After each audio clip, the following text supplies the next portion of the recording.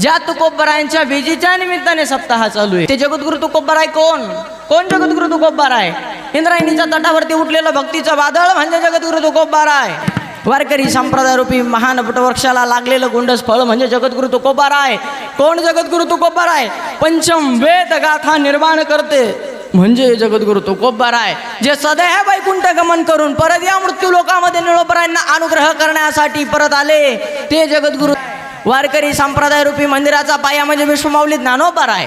वारकरी संप्रदाय रूपी मंदिराचा पाया म्हणजे विश्वमाऊली ज्ञानोबराय. वारकरी संप्रदाय रूपी मंदिराचा खांब म्हणजे आपल्या असणाऱ्या पैठणचे शांतीब्रह्म एकनाथ बाबा.